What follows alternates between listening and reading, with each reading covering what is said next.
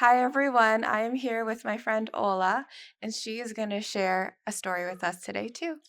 Hi guys, hi Tina. Thank you for having me. I grew up in a culture where I have to be an engineer or a doctor. These are the careers that provide you with financial stability and stable life. I appreciate the culture and our parents that pushes us to our limits and to get to this position. However, was I completely happy and satisfied with that? No. And I'm just telling this story because I know that there's many people and girls out there like me who became doctors, engineers, scientists, nurse, and they probably like something else and passionate about something else. And because also these careers are very demanding, they might not find the time to discover what they actually meant to be doing in this universe, which is very sad. And I'm sharing this experience because I finally found what I'm good at. And what I'm good at, it's something that came to me and found me as well. And this is why I'm sure that this is my thing because we found each other. It's not something that my parents helped me figure out or because I looked at the demands outside in the market and so this thing will probably sell and will probably make me make a lot of money and buy the best car and all of that. So I finally was capable of finding the thing that will make work not work and make it more of a lifestyle. And I wish if everyone in the whole world can find that because imagine if every single person is doing what they're passionate about only and to stop this obsession of being bankers, engineers and doctors. That will be amazing. I would love to live in a world like that. Yeah. So, how did you find that thing? I guess you always knew you were passionate about it, but you said it came back and it found you. So, tell us about that. I always knew deep down that I'm more than someone who will stay in a lab. I'm more outgoing. I like talking and interacting with people. I like organizing and planning and doing fun stuff and creative things. So I always knew that within me. And I did that with my friends, not as work, not as a career. I reached my limit with the education system and I can't give it anymore because my parents were pushing me to do my PhD and I could because they pushed so hard. I mean. But I got my master's and I started working in a lab.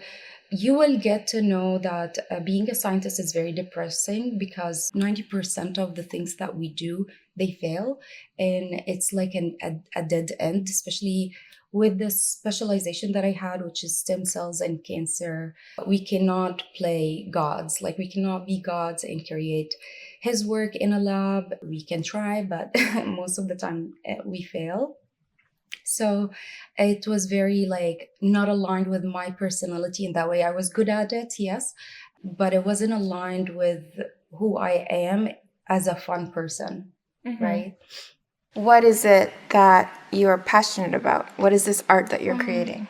a background story. I grew up in Kuwait and I was in all the time I was in private school for girls. So I was always surrounded by girls. I know women and I understand women and I know how to have a conversation with them and hold space with them. That is very easy for me.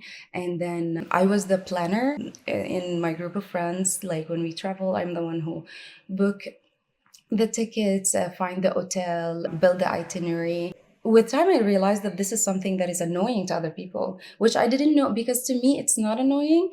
So I did not know that this is a chore for someone else. But later on, I realized that, okay, it's actually a talent that I have and a passion that I have that it's easy for me.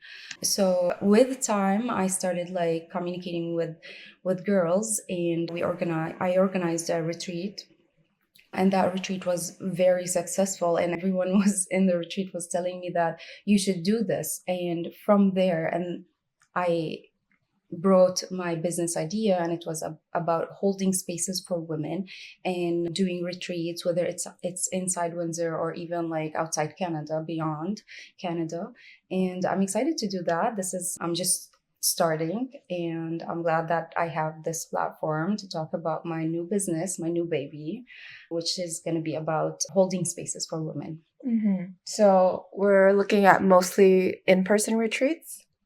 Not necessarily. So if it's in-person retreat, it's much easier, obviously, because you have a connection with these people. But I'm good at making and not at networking. So it doesn't need to like be a deep connection with me for me to be able to build a retreat for you. For example, like taking a leadership workshop, because I always want myself to like improve as an entrepreneur and like educate myself.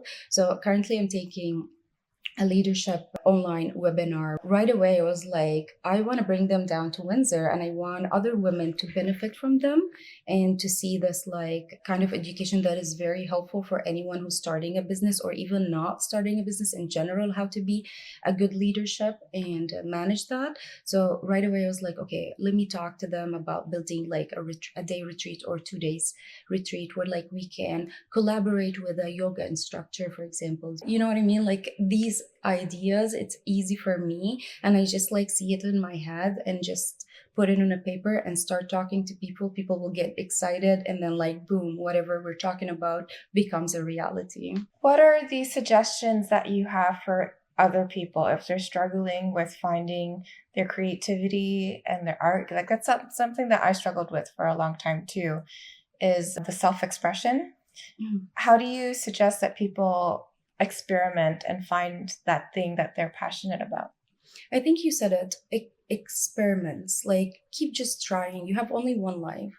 Just keep trying everything. You never know this thing that you feel that, oh, it's not me. It might be you. And also like the second one is listen. Listen to the people around you, what they're saying. I usually listen what people tell me, even if it's like constructive criticism, any comment, I usually listen to it. Most of the time I will be like, oh, it's probably their projection, but I still listen. Like I go home, I reflect, and most of the time I will be like, oh, it's your own projection, it's your own problem, not mine. But good and bad, I listen to what I receive from comments, and I have received tons of like comments and in terms of holding spaces for women, teach them how to dance and move and come up with creative ideas for them to go out and do something fun, because it's not easy for them to uh, do that, but they want it, right? They want to have fun, they want to go out, they want to interact with other women as well, but they don't have the tools maybe to find this group. So I can do that for them. Yeah. And I know because you've taught me too. Yeah. And you are very good at it because the person that you just described, I think, is me. I relate to that very Okay. strongly. Okay. Yes. Yeah.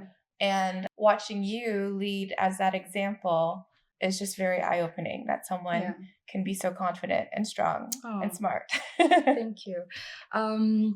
I think we're all confident in and smart in our own way. It's just like, you need sometimes to poke that person. And then boom, like when we were like at the retreat, you're like the business woman, like the confident one with so many calls and teaching us like how to not overthink something as silly as like nutrition. And it was very inspiring and it was very like also fun to listen to. So yeah, it's again finding what you're special at, like what is your strength, and then like no one gonna be able to compete with that or replicate that because this is you and only you. Yeah. Thank you. And I think this is new for me. So my events that I've been holding, Yeah. I think that is another strength of mine, is also holding space and bringing people together. Yeah. So I've been leaning into that and playing with that. And this podcast has been about giving people the space too, right? To express themselves. Yeah. After your, what do you call it? An invite, a workshop? What do you call it? Because it's different in Windsor. My event? You're like, what do you call this kind of event? So what it really is open mic.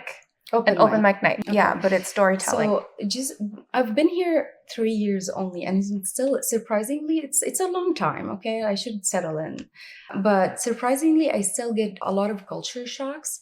Which one of them was after your event is that I would never see such a thing in Middle East, and I connected so much to it. Like I was so happy from beginning till end, listening to people, Mhm. interacting with them, the support that we gave to each other after. Like so many people came to me, which my story was a funny story, right?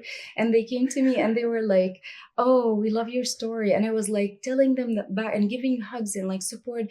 And these faces will be familiar with time. Like if I saw them in the street, I feel like you're building a community that know each other, like not just like sharing an activity and then like once we done with this activity we go home. No, you're actually making them on the spot. The activity by itself is bonding together, and I love that. And now when I went back home to reflect, and I was like, we don't have that back home because we do this on a regular basis. Like the neighbors get together and talk to each other. Mhm. And like if my mom used to hold like a big party, all the neighbors will come and obviously they're gonna talk, and they will have an idea of my problem.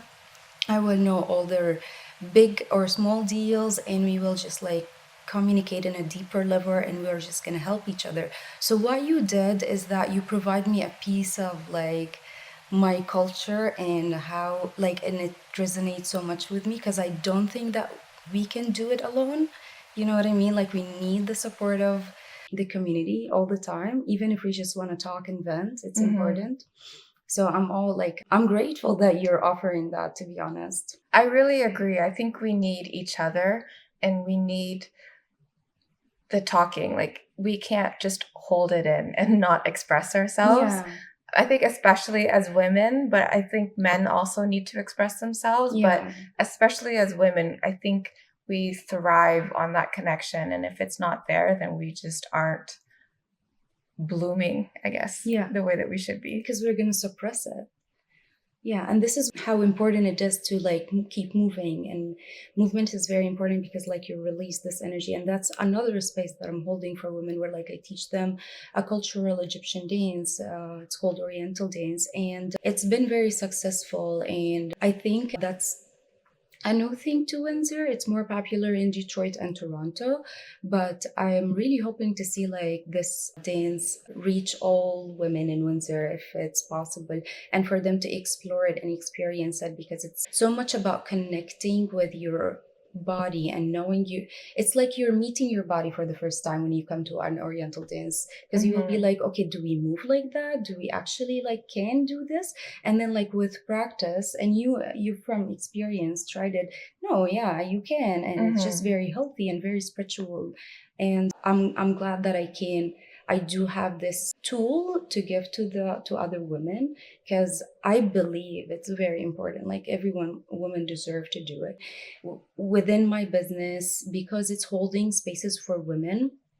There's the one element is the retreats and events, and the other element is the dancing space that I'm holding. And I'm just gonna start soon, actually in July, resume back to teaching. And we have 3 classes, 2 classes for ladies, one in Bell River with Vertica Pool Studio, and one in Windsor with Shanti Studio. It's a yoga studio. And the surprise is that finally I'm opening a class for the teenagers, actually from 9 to 16 years old. And that class will be with a pay as you can.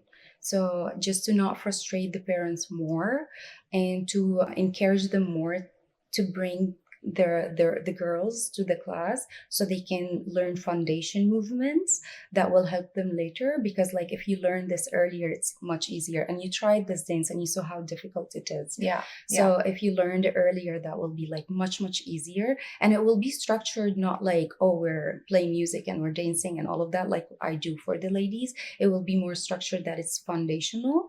And I'm very excited about this one, meeting the little ones and helping them knowing their bodies more and move better and be healthier and be just proud of themselves, and like Yeah. just their grace and all of that. And this is why I insisted on like making it pay as you can, because I do not want the parent to struggle with like, oh, whether they want to put this investment or not. Mhm. Yeah. And obviously, the more people, the more girls that come in, the better, Yeah. right? Yeah. You want it to be accessible. Yeah. And want it I to be really think accessible. that's incredible of you to do. Yeah. Thank you. And the Oriental dance is actually really, really, I think maybe something about the way that you teach it or just who you are as a teacher, but it really does help with confidence a lot.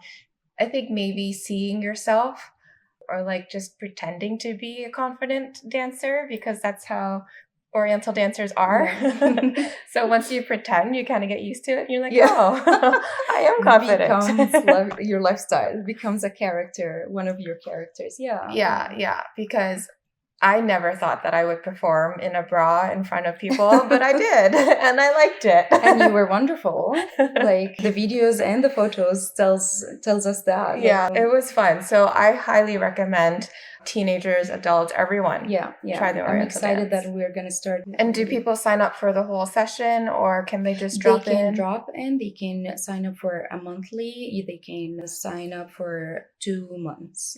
So these are the 3 options. We're trying to do our best to make it accessible and help women come and explore that. So you can do installment, like you don't have to pay it monthly. You can pay per bi-weekly.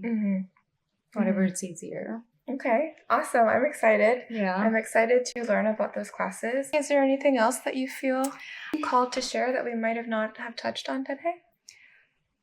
I think that's like, I don't want to like oversay things. I mean, you guys got it. You know deep down what you're good at, and just you need a little bit of courage to just do it and take the risk and just do it. And it's okay if you failed the first time, just pivot and find another thing. It's okay if people were like against it, because you will see a lot of people telling you like, oh, you were a scientist and you're letting that go and you became this.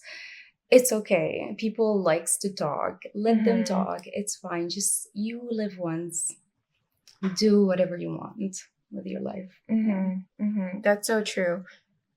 I mean, even me, myself, I've done so many pivots. Yeah, and I love that. So many. I love that. I remember this conversation, and I actually talked to my brother about it. And I was like, I was with Tina, and do you mind me sharing that? I was like, I was talking with Tina, and I was like, why are you doing the podcast? And she was like, just because I want to get to like express myself. How beautiful. It's very nice. Like you using your career for your inner growth, like your personal growth, right? What did you say last time? Like, I turned my weakness into a career? Yes, you're turning your weakness into a career, and that's amazing because you live for yourself, right? Yeah, I mean, like, we're not gonna hurt other people, but we have to be kind to ourselves and look out for ourselves and do the things that we love the most, right? You only live once. Yeah. I think that's my journey, is to like go through the struggle, learn for myself how to move past it, and then I share. That's what I pretty much do. So yeah. And it's wonderful. Yeah. Thank you. One last thing, where can people find you online? You can follow me in And We Rise. So it's and.we rise together and then underscore. There's a Facebook account. There's an Instagram account. Okay. Yeah. Do you have a website? Coming soon. Hi, everyone. Thank you so much for making it to the end of the episode. If you live in Windsor, Essex County area in Ontario, Canada, then you should know that I host an open mic live storytelling event the last Saturday of every month at Aloe Lounge on Erie Street in Little Italy from 5 to 7 p.m. If you don't know what open mic storytelling is, well, I encourage anyone to come up and share their story. We have different themes every month. The event celebrates connection, our humanness, our emotions, our rawness. It gives us space to really express ourselves and to have people listen, because I feel like we don't really get too much of this anymore. It is essentially a gathering of the souls and sharing a little part of ourselves with each other, whether it be a funny story, a sad story, a happy story, a romantic story, any story that is yours, you can share. And I'm loving the community that is coming from this event. So come to the event. I hope to see you there. You can purchase tickets at www.talesofthetown.ca.